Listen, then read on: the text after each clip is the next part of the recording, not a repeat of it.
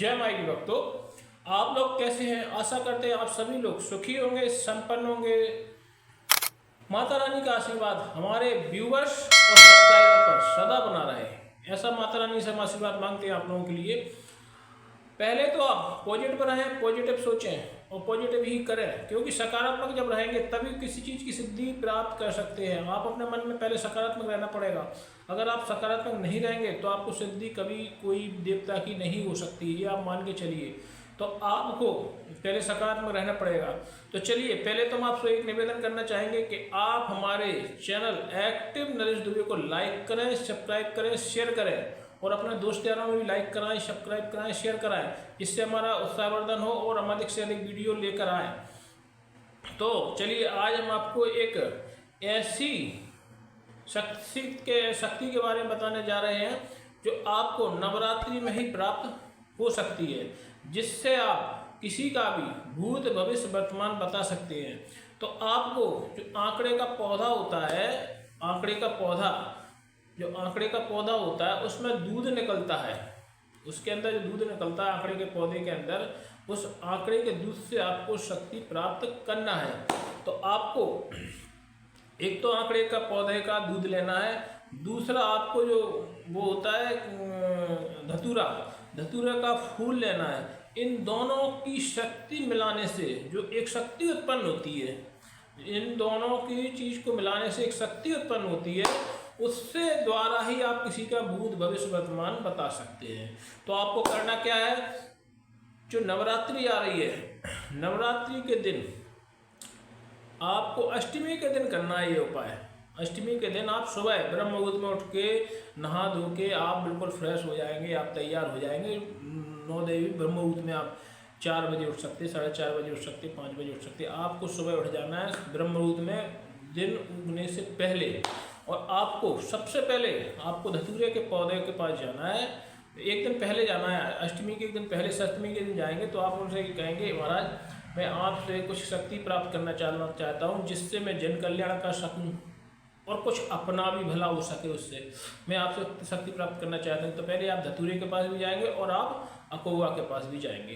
तो दोनों से आप प्रार्थना करके आएंगे कि मैं आप दोनों से मिलकर जो बीच की शक्ति है उसको मैं प्राप्त करना चाहता हूँ। तो वो आपको शक्ति प्रदान करने के लिए आपको अनुमति दे देंगी और आप उनके पैर छू के चले आएँ। और आप दूसरे दिन जाएंगे तो पूरी पूजा सामग्री सहित उसमें कुछ फल फ्रूट और उसमें कुछ पचमंडी पचमंदी मिठाई भी ले जाना है, फल फ्रूट भी ले जाना है, और आपको एक कलावा, मौली, ये सारी चीज़। अच्छा, पेड़ भी आपको ऐसा देखना कि दोनों पेड़ पास ही पास होने चाहिए, दूर दूर नहीं होना चाहिए। धतूरा भी पास में हो और आपका अकौवा का पौधा भी पास में होना चाहिए, दूर दूर नहीं होना चाहिए कि कहीं अकौवा लगा कहीं, तो शक्ति प्राप्त कैसे होगी, फिर शक्ति प्राप्त थोड़ी ना हो सकती। तो आपको अकौवा और धतूरे का पौधा ऐसे ढूंढना है जो पास ही पास हो, क्योंकि जो मौली आपको बता रहे हैं ना आगे कि आपको जब आप पूजा सामग्री ले जाएंगे, चंदन, कुमकुम, रोरी, अक्षत, ये सारी सामग्री ले जाएंगे, फल फ्रूट ले जाएंगे, फल वगैरह ले जाएंगे, और आप उसमें मेवा 5 बंदी की मेवा भी ले जाना पड़ेगी आपको। 5 बंदी की मेवा ले जाएंगे और आप 5 बंदी मिठाई भी ले जाएंगे। उसमें एक रसगुल्ला, बर्फी, जो भी 5 प्रकार की मिठाई हो, 5 बंदी मिठाई ले जाना है। और आप ब्रह्म मुहूर्त में दोनों के पास पहुंच जाएंगे, दोनों पौधों के पास। उधर आप जल से सिंचन करेंगे, शुद्धिकरण करेंगे, आपकी पूरी ज़मीन का पूरा कचरा हटा देंगे, क्योंकि ये जंगली पौधे होते हैं, ये कहीं घर में मिलते नहीं है, जंगल में मिलते हैं। तो आप पूरा सफाई करके दोनों पौधों और आप जल संचित करके आप उसको विधि विधान से, जैसे आप पूजा पाठ करते हैं, तो आप पहले उनका आह्वान करें देवताओं का, और आह्वान करने के बाद आप उसको वहाँ पे एक सारोट बिछाएँ। सारोट बिछाने के बाद उसका जो फूल है और इसका जो दूध है, दोनों का फूल, पहले फूल तोड़ेंगे आप उसका, अकौवा का, एबा का, धतूरे के पौधे का, और उस पर जो धतूरे के पौधे का फूल तोड़ेंगे, उस पर इसका दूध 5 बूंद टपकाना है, 5 बूंद टपकाना है। 5 बूंद टपकाने के बाद इसको सारोट पर आपको रख देना है। अब उसकी विधिवान से पूजा करेंगे, और जो भी शक्ति आने जानी अनजानी शक्तियाँ, उसको आप उनको आमंत्रित करेंगे, हे देवता राज, आप इस पे आज के विराजमान हो और मैं दूसरों का कल्याण करना चाहता हूँ, इसलिए मुझे आप शक्ति दें, दूसरों का भूत भविष्य बताना चाहते हैं। तो 9 देवी की अष्टमी को ये गारंटी है।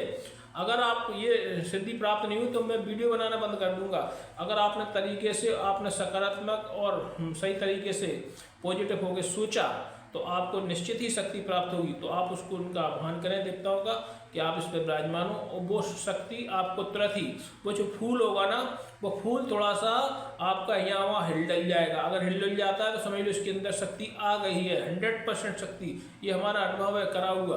तो उसमें वो शक्ति, जैसे ही आप वो जाप करेंगे मंत्र आप, तो वो हिलने लगेगी। और हम जो मंत्र है ना वो हम आपको डिस्क्रिप्शन में डाल देंगे, क्योंकि आपको बिल्कुल मतलब गहराई से इस चीज़ को समझा रहे हैं। तो आप उनका जो है आह्वान करें इन देवताओं का, और आह्वान जब करेंगे तो आपकी वो शक्ति उसमें से फूल में से फूल हिलने डुलने लग जाएगा।